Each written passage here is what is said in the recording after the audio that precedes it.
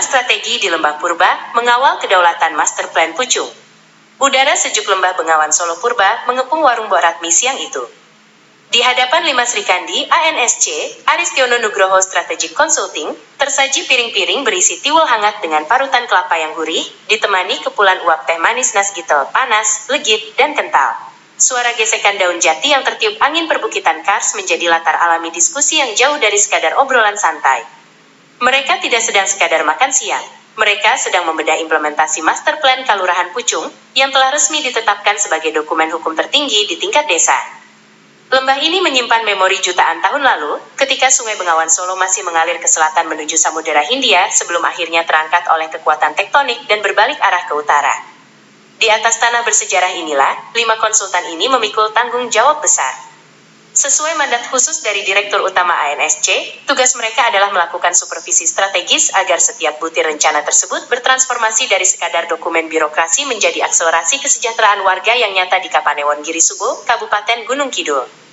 Pucung bukan sembarang desa. Ia adalah titik temu antara sejarah geologi dunia, ketangguhan petani lahan kering, dan potensi ekonomi maritim yang maha luas di Pantai Sadeng. Diskusi strategis mengawal kedaulatan Master Plan Pucung. Sonia membuka laptopnya di atas meja kayu yang agak kasar, menunjukkan peta digital implementasi Master Plan yang sudah sah di layar. Sebagai manajer strategi, pandangannya menyapu rekan-rekannya dengan ketajaman seorang pemikir kebangsaan yang fokus pada kedaulatan.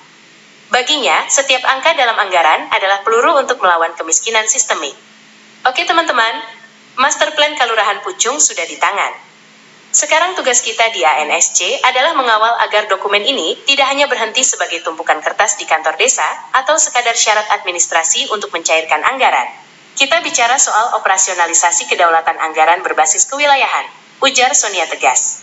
Ia memperbesar citra satelit Pelabuhan Sadeng yang tampak sibuk. Pucung memiliki aset strategis nasional yang luar biasa, Pelabuhan Perikanan Pantai Sadeng, salah satu yang terbesar di DIY. Dalam master plan ini, Sadeng bukan sekadar tempat berlabuh kapal, tapi epicentrum kedaulatan ekonomi wilayah selatan Yogyakarta. Kita harus memastikan alokasi anggaran benar-benar memperkuat posisi tawar nelayan kita. Kita bicara soal pembangunan unit pengolahan ikan, cold storage yang dikelola desa, hingga kepastian distribusi solar. Jika master plan ini gagal memutus rantai tengkulak yang mencekik nelayan, maka kita gagal menjalankan mandat kedaulatan ekonomi. Kita ingin nelayan Pucung berdaulat di lautnya sendiri.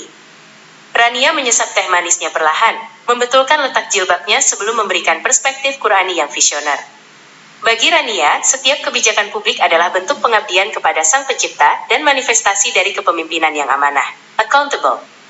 Sonia, master plan ini adalah amanah tertulis kepada rakyat yang kelak akan dipertanggungjawabkan di hadapan Allah. Dalam Al-Baqarah ayat 261, Allah menjanjikan pelipat gandaan bagi mereka yang mengelola sumber daya dengan niat tulus di jalannya. Artinya, sumber pendanaan yang tercantum, baik dari dana desa, padakal, maupun bantuan eksternal, harus dikelola secara thayyib, baik secara proses maupun berkah secara hasil. Rania menekankan jemarinya ke meja dengan lembut namun penuh penekanan.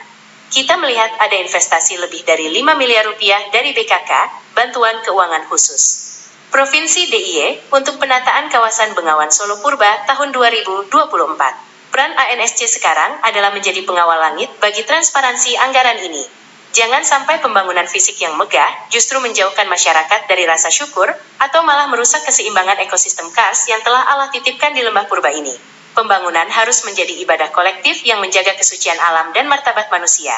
Jika alam rusak karena keserakahan proyek, maka keberkahan akan menjauh dari desa ini. Betul sekali Mbak Rania, potong Ulfa sambil menyendok tiwul yang masih mengepul. Sebagai koordinator lapangan yang terbiasa bersinggungan langsung dengan debu jalanan, ladang yang kering, dan keringat petani, ia melihat master plan dari kacamata kerakyatan yang sangat praktis. Ia tahu bahwa perut yang lapar tidak bisa menunggu laporan tahunan. Bagi warga Pucung, master plan itu harus bermuara pada piring makan mereka hari ini, besok, dan seterusnya. Dalam dokumen ini, penguatan BUMN Sejahtera sudah menjadi prioritas utama, dan itu sangat tepat. Langkah mereka menjadi sub penyalur BBM bersubsidi bagi nelayan dengan izin resmi BPH Migas adalah eksekusi anggaran yang sangat pro rakyat. Ini bukan lagi rencana, tapi aksi nyata yang memotong biaya operasional nelayan sekaligus memupuk adakal. Namun, kita jangan hanya terpaku di laut. Ulfa berhenti sejenak, wajahnya menunjukkan keseriusan mendalam. Master Plan juga menyebutkan optimalisasi lahan marginal untuk jagung dan singkong. Tugas lapangan kita adalah memastikan anggaran itu benar-benar turun ke unit pengolahan pasca panen. Petani pucung tidak boleh lagi hanya menjual singkong mentah dengan harga murah. Mereka harus mampu memproduksi tepung tapioka atau mocaf berkualitas tinggi yang punya nilai tambah. Jika anggaran dana desa tahun depan tidak terserap untuk pengadaan mesin pengolah, saya akan menjadi orang pertama yang memprotes eksekusinya. Kirtani mengangguk pelan, jemarinya menyentuh cangkir teh yang hangat. Sebagai analis dampak sosial, ia selalu mencemati detak jantung kemanusiaan di balik setiap kebijakan yang seringkali terasa dingin dan teknokratis. Ia melihat potensi gesekan yang sering luput dari hitungan statistik.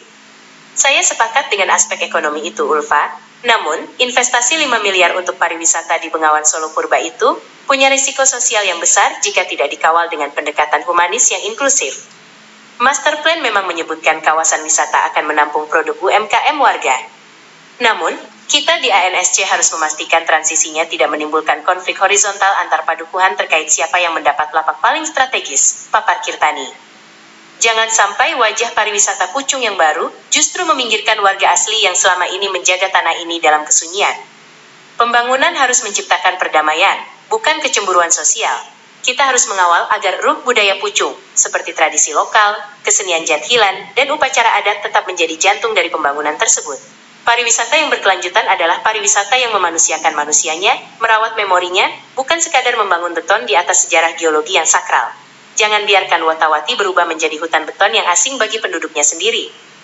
Tiffany yang sejak tadi sibuk mencatat poin-poin penting di tabletnya ikut bersuara dengan nada antusias. Sebagai konsultan komunikasi, ia melihat Master Plan sebagai alat demokrasi, transparansi, dan inklusivitas. Baginya, narasi adalah senjata untuk membangun partisipasi. Perspektif inklusivitas dalam Master Plan ini harus disuarakan lebih lantang di ruang publik agar tidak ada warga yang merasa ditinggalkan. Secara demokratis, pembangunan infrastruktur yang tertulis, seperti perbaikan aksesibilitas menuju objek wisata Wotawati, harus sinkron dengan kebutuhan mobilitas harian warga desa, termasuk akses bagi penyandang disabilitas, perempuan, dan lansia. Anggaran yang sudah diplot harus diawasi lewat mekanisme komunikasi yang terbuka, kata Tiffany sembari menunjukkan draft poster digital. Warga harus tahu bahwa mereka adalah pemilik sah dari Master Plan ini. Saya akan susun strategi komunikasi publik agar Pucung dikenal dunia bukan hanya karena keindahan karsnya yang eksotis, tapi sebagai desa percontohan yang transparan. Kita ingin warga merasa bangga dan berdaulat atas informasinya sendiri. Jika ada warga yang bertanya kemana uang 5 miliar itu pergi, perangkat desa harus bisa menjawabnya dengan data yang mudah dipahami lewat gawai mereka. Kita akan menciptakan ekosistem informasi desa yang sehat. Analisis mendalam, 6 pilar eksekusi strategis ANSC. Sonia mengetuk-ngetuk meja kayu itu pelan, merangkum diskusi tajam timnya. Ia mulai membagi layar laptopnya menjadi 6 bagian strategis yang harus dikawal secara ketat oleh masing-masing personil sesuai keahliannya. Ia ingin memastikan setiap pilar memiliki penanggung jawab yang tangguh. Luar biasa masukan dari kalian semua. Peran ANSC dalam mengawal Master Plan Pucung kini semakin tajam, terintegrasi, dan multidimensi. Mari kita perinci 6 pilar utama implementasi anggaran ini, agar tidak ada celah bagi kegagalan eksekusi. 1. Akselerasi ekonomi maritim dan agraria terpadu. Sonia menekankan bahwa Pelabuhan Sadeng adalah urat nadi ekonomi utama. ANSC akan mengawal distribusi BBM nelayan melalui BUMKAL agar tepat sasaran. Subsidi energi ini harus sampai ke tangan mereka yang benar-benar menarik jaring di tengah laut, tegas Sonia. Di sisi agraria, hilirisasi singkong dan jagung menjadi produk turunan akan didukung melalui alokasi dana desa untuk pengadaan peralatan industri skala kecil. ANSC akan mendampingi pembentukan koperasi unit pengolahan agar petani memiliki daya tawar kolektif terhadap pasar luar. 2. Manajemen investasi wisata berbasis konservasi. Investasi 5 miliar rupiah dari BKK Provinsi DIY harus dikelola dengan prinsip profesionalitas tinggi. ANSC mengusulkan model pengelolaan zero waste di kawasan Bengawan Solo Purba. Master Plan ini harus menjamin bahwa UMKM lokal mendapatkan lapak strategis tanpa biaya sewa yang memberatkan di fase awal. Kita harus memastikan bahwa keindahan geologi purba ini tidak terdegradasi oleh sampah wisatawan, sehingga diperlukan sistem pengelolaan limbah mandiri yang dikelola oleh pemuda desa. 3. Penguatan tata kelola inklusif dan digitalisasi desa. Implementasi Master Plan harus dibarengi dengan akuntabilitas publik. Tiffany diamanahkan untuk mengembangkan dashboard anggaran desa yang bisa diakses warga. Dengan adanya keterbukaan informasi, praktek korupsi dapat dicegah sejak dini. Social trust antara perangkat desa dan warga adalah kunci. Jika warga percaya pada pemerintahannya, mereka akan dengan sukarela menghibahkan tanah atau tenaga untuk kepentingan umum demi kemajuan bersama. 4. Literasi dan peningkatan kapasitas SDM berkelanjutan. Membangun infrastruktur tanpa membangun manusianya adalah kesia-siaan. ANSC mendorong alokasi anggaran untuk pelatihan pemuda Karang Taruna dalam bidang manajemen perhotelan, pemanduan wisata geopark, dan pemasaran digital. Kita ingin anak-anak muda Pucung menjadi tuan rumah di tanahnya sendiri, memiliki kompetensi yang setara dengan pemandu wisata profesional di kota, sehingga manfaat ekonomi tidak lari keluar desa. 5. Pelestarian nilai budaya dan mitigasi konflik sosial. Kirtani akan mengawal pembentukan Komite Harmoni Desa. Komite ini berfungsi sebagai mediator jika terjadi gesekan sosial akibat peralihan fungsi lahan. Selain itu, pementasan budaya rutin harus tetap didanai sebagai perekat identitas sosial agar warga tidak kehilangan akar budayanya di tengah modernisasi. Pucung harus maju secara ekonomi tanpa harus menjadi kehilangan jiwa budayanya yang sangat kental dengan kegotong royongan. 6. Kemandirian energi dan ketahanan lingkungan. Pucung harus memiliki visi kemandirian energi. Pemanfaatan limbah ternak menjadi biogas atau pemasangan panel surya di fasilitas publik akan diusulkan sebagai bagian dari investasi jangka panjang. Hal ini bertujuan untuk menekan pengeluaran desa untuk biaya listrik, sehingga anggaran tersebut dapat dialihkan untuk program beasiswa bagi anak-anak berprestasi di Pucung.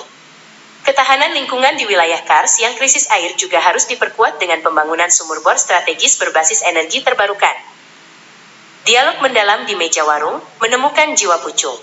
Udara siang semakin hangat, namun diskusi di meja kayu itu justru semakin tajam. Mbok Ratmi datang mengantarkan gelas teh manis kedua untuk Rania, dan sepiring tambahan mendoan hangat, yang aromanya menggoda selera. Rania tersenyum berterima kasih, lalu kembali menatap rekan-rekannya dengan pandangan yang dalam. Teman-teman, jika kita melihat master plan ini sebagai tubuh, maka anggaran adalah darahnya. Namun, kita tidak boleh lupa pada ruhnya. Saya sering merenung. Di Kelurahan Pucung ini, keindahan alam dan potensi ekonominya hanyalah sarana untuk mencapai ridhonya melalui pengabdian pada rakyat. Implementasi anggaran jangan sampai melalaikan kita pada kewajiban memberi ruang bagi ketenangan batin warga. Apakah dalam zonasi wisata itu sudah ada ruang untuk ruang publik yang sejuk bagi warga untuk sekadar berkumpul dan bersyukur?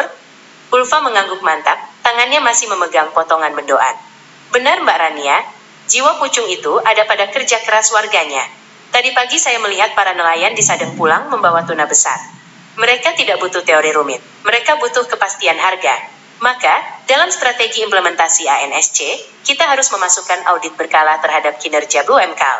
Jangan sampai BUMKAL, yang seharusnya menjadi pilar kesejahteraan, justru menjadi penghisap baru di desa. Anggaran harus mengalir sampai ke tingkat RT secara nyata dalam bentuk pemberdayaan. Kirtani menimpali dengan lembut namun penuh penekanan pada aspek psikologis warga. Secara sosiologis, transisi ekonomi dari agraris menuju pariwisata seringkali memicu kejutan budaya. Di master plan tertulis pembangunan kafe-kafe modern. Saya khawatir akan ada polarisasi antara warga yang pro-modernitas dan yang ingin tetap tradisional. Oleh karena itu, ANSC akan menyisipkan agenda dialog warga setiap bulan. Kita ingin warga tetap merasa merdeka di tanahnya sendiri, bukan merasa terasing di tengah keramaian turis yang datang. Tiffany dengan lincah mengetik di tabletnya, menyusun strategi kampanye.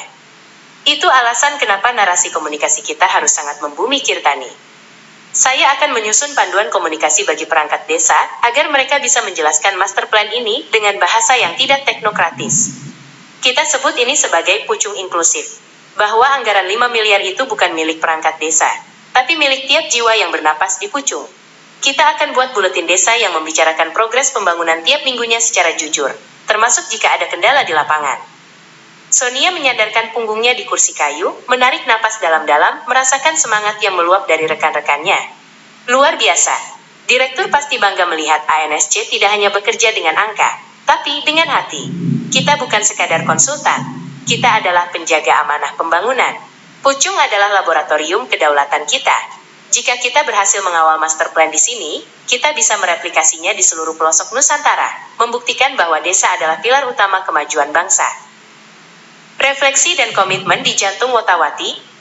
Ulfa tertawa kecil melihat wajah-wajah serius kawan-kawannya yang kini mulai sedikit rileks seiring habisnya porsi tiwul di piring masing-masing. Suasana warung Mbok Ratmi yang tenang, dikelilingi perbukitan hijau, seakan memberikan energi tambahan bagi mereka untuk terus melangkah menghadapi medan yang berat. Luar biasa tim ini. Dari urusan kedaulatan negara, dalil agama, kearifan lokal, demokrasi digital, sampai urusan perut nelayan Pantai Sadeng, semua terbahas tuntas di warung Mbok Ratmi yang sederhana ini. Padahal kita awalnya cuma mau makan siang dan menikmati pemandangan Bengawan Solo Purba yang ikonik ini. Canda Ulfa yang disambut tawa hangat anggota tim lainnya. Rania tersenyum teduh, memandang ke arah perbukitan Kars yang membentang luas di kejauhan, seolah melihat bayangan masa depan Pucung yang cerah. Sinar matahari siang yang menembus sela-sela pohon jati di sekitar warung seolah menjadi restu alam bagi keseriusan mereka hari itu.